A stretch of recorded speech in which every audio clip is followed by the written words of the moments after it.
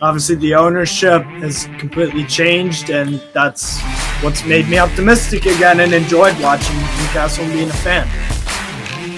Hi there, welcome to another episode of the Premier League Predictor. And today, as you can see in the background, we will be talking about Newcastle United. Now, it's fair to say that a lot of their fans were a bit disillusioned with the ownership as well as their manager at the beginning of last season, especially with Steve Bruce seemingly not willing to move on.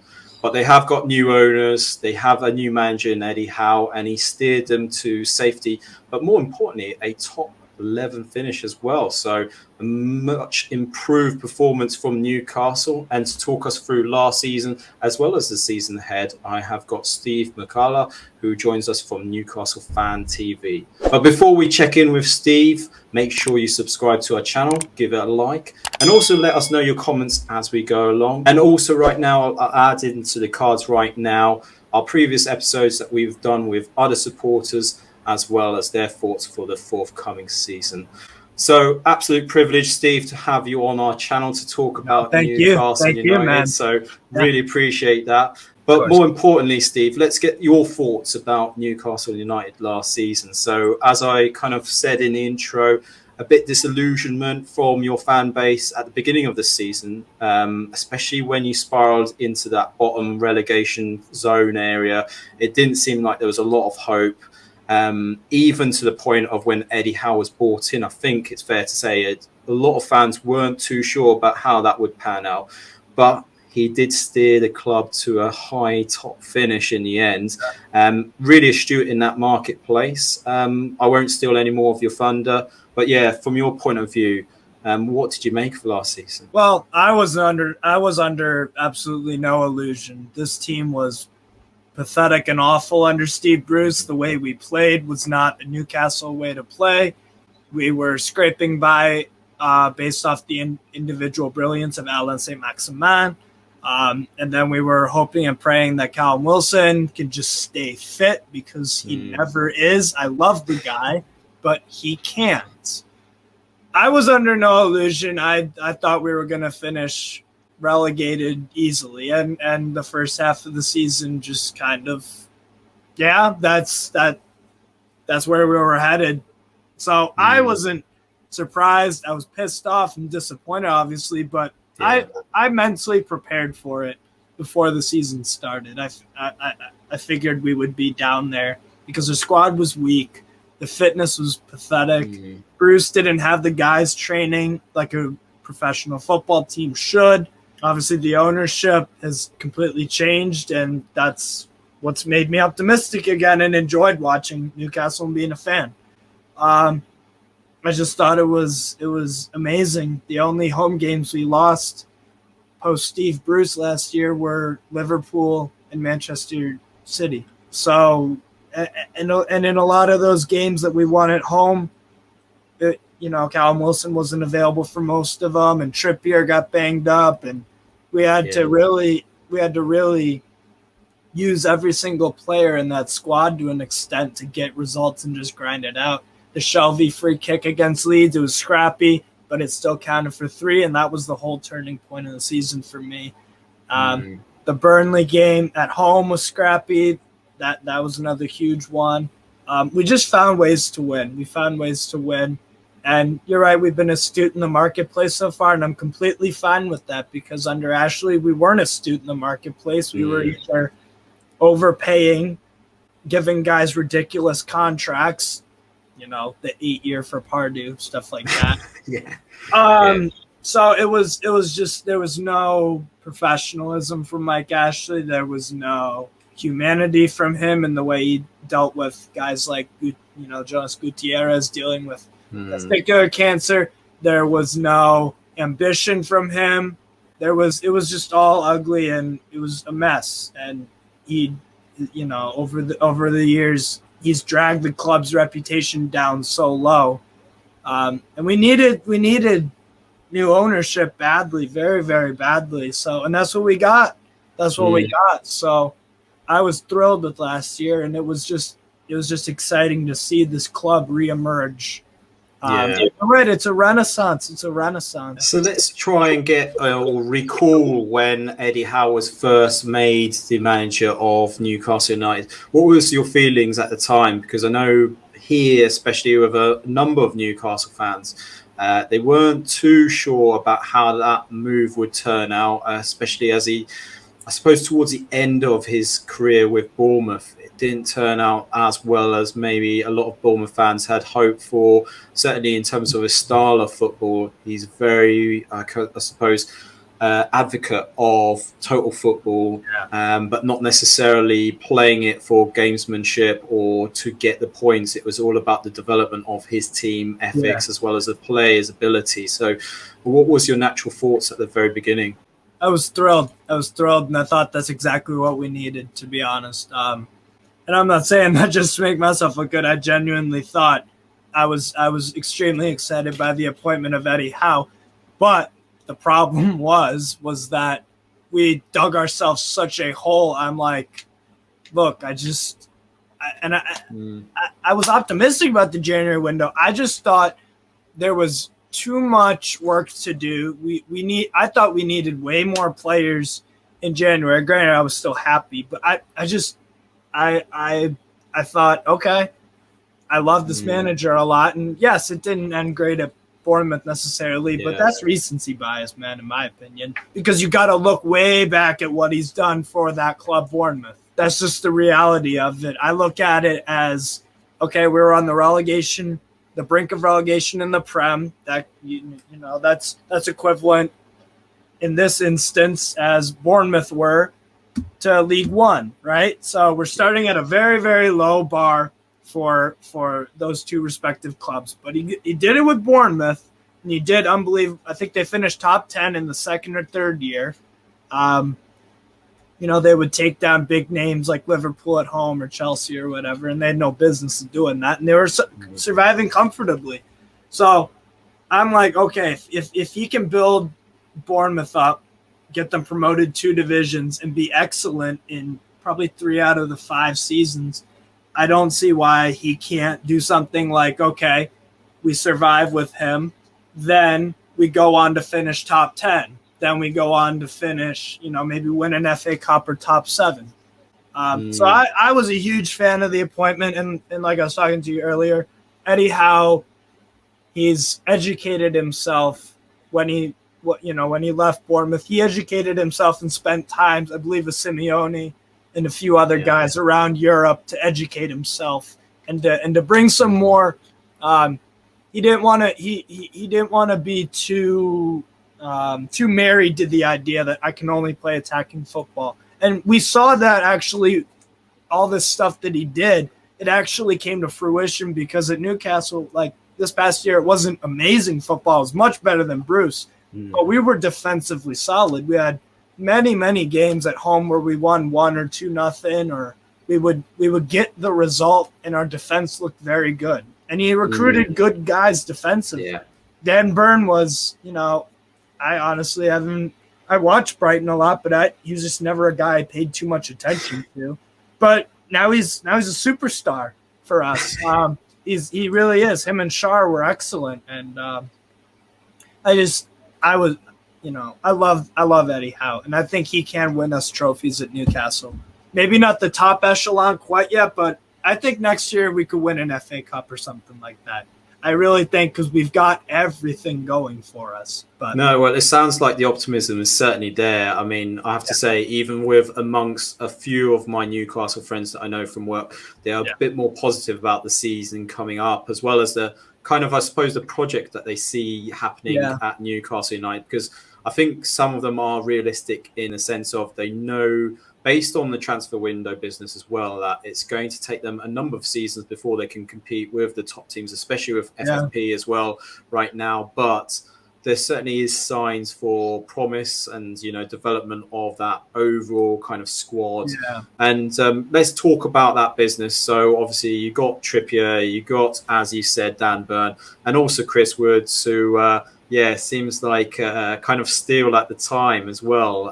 Although in terms of his return, it's hard to say whether that's been fruitful at the moment. But certainly I would say he got the right characteristics or abilities to kind of help progress that team and certainly give them a bit more confidence going into that second half of that season. So do you think that breeds confidence for the whole squad as well? Yeah, absolutely it does. And it also, it was just important, like with the Chris Wood signing. It wasn't the greatest signing, but if you look back on it in hindsight, obviously it's 2020, but we weakened a relegation rival, and that means, okay, we can discard them because then they had to bring in Wout Weghorst, and that didn't exactly work out. Yeah. And, when Cornet was unavailable for them, they ran out of gas, and then they shot themselves in the foot by sacking Dyche, it looks like. So that was fine by me. And the Bruno Guimaraes move is what makes me so excited. And, Sven Botman, two of my favorite players to watch from Liga. Even though they were both part of really, really struggling sides last year that were completely unlike themselves, they were still two excellent performers in France, and a lot of big clubs were circling around them. So, I was quite pleased, and I'm very pleased with the window so far. So, well, let's talk about the transfer business that has taken place. As you've alluded to, Sven Botman seems a bit of a steal, especially as he beat AC Milan to his signature at the time as well. Nick Pope, obviously confirmed from Burnley, very good goalkeeper who's going to be quite solid. Dubravka needed competition, let's be real. Yeah, exactly. Love Dubravka, but Yeah, and I know from a lot of my Newcastle fans, they also feel the same way. But also, Matt Targett's turned into a permanent as well, so obviously on loan from last season as well. But let's talk about a few of the rumoured players. So I'll start off by Lucas Paqueta, because that rumour's been there for quite a while. Obviously, that Lyon connection, especially with Guimaraes as well. It's an interesting one. I'm not a big fan of his, but I can see value potentially. Let's look at some of the others as well. Jack Harrison's been getting a bit more warmer in terms of potentials that might actually take place. So rumoured from Leeds for around 30 million, which could be a bit of a steal there. We've also got the likes of Anthony Gordon, who had a really interesting season last year with Everton, obviously breaking through to that team. He looks like an interesting player. But you've also got the likes of Armando Broja, who's been linked with a number of Premier League clubs. Also, Yuri Tillemans, who's gone off the boil a bit recently. I think his form towards the latter part of last season hasn't won him too many favours, really. But also, another player who we talked offline was Moussa Diaby from Leverkusen. Obviously, that looks like it's potentially not going to happen, because he kind of said recently that he's prepared to stay at Leverkusen because of the project that's going on down there. But if we put that to the side, do you think there's other areas of the pitch that maybe Eddie Howe needs to address? Definitely. I definitely think we need a striker. I was kind of disappointed to see Mohamed Bayo from Clermont move to Lille, because I was really impressed with him. Really impressed with Bayo. Definitely a striker I would be looking for, because let's be real, you just can't count on Callum Wilson's fitness. You can count on his goals, because when he plays, past 7 years, he's got probably 60, 50 goals. Like he'll get you goals. That's not the problem. It's always his fitness and just picking up knocks, and then he's out for 2 months. So, and Chris Wood, we can't necessarily rely on for the way we want to play. We need a striker though, and Dwight Gale obviously left for Stoke too, so that's some wages. But I'm definitely thinking about looking for a striker. I don't know if we will get one or not, but I really, really think we need one. So that would be the first one. I want a left winger, definitely, or right, preferably a guy who can do both, like Diaby can. Like I said, I don't blame him or begrudge him for wanting to stay with Leverkusen another year. That's fine.